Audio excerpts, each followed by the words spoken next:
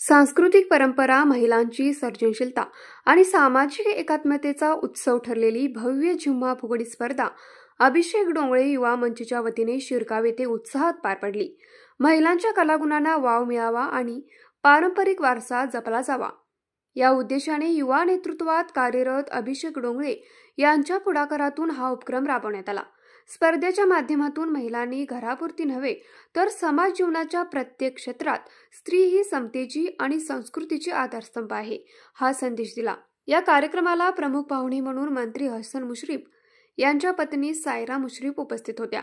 त्यांच्या उपस्थितीमुळे संपूर्ण सभागृहात उत्साहाचे वातावरण पसरलं।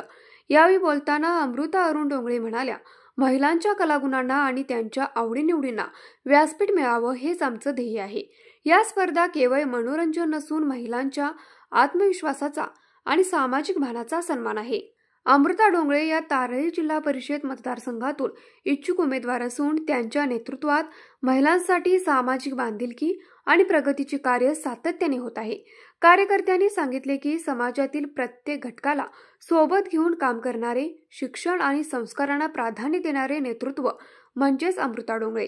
संपूर्ण कार्यक्रमादरम्यान भजन, ओवी म्हणणे, घागर नाचवणे, सूप नाचवणे, काटवट, झिम्मा आणि फुगडी अशा पारंपरिक खेळांनी वातावरण दुमदुमून गेलं। महिलांनी रंगीबेरंगी पारंपरिक वेशभूषेत सहभाग घेत उत्साहाची लाट निर्माण केली। कार्यक्रमाच्या शेवटी मुश्रीफ गटाच्या शीतलताई फराकटे यांनी महिलांना प्रेरणादायी मार्गदर्शन केलं। आयोजनात अनिता डोंगळे, आरतीताई शेटे, सविता भाटळे, मेघा धनवडे, अमृता चौगुले, अभिषेक डोंगळे, अश्विनी पाटील, दीपाली चौगुले यांनी विशेष परिश्रम घेतले। महिलांचा ओघ, झिम्मा फुगडीची ताल आणि संस्कृतीचा रंग यामुळे संपूर्ण शिरगाव उत्साहाच्या वलयात न्हाऊन निघालं। न्यूज मराठी 24 साठी निरंजन पाटील, कौलव।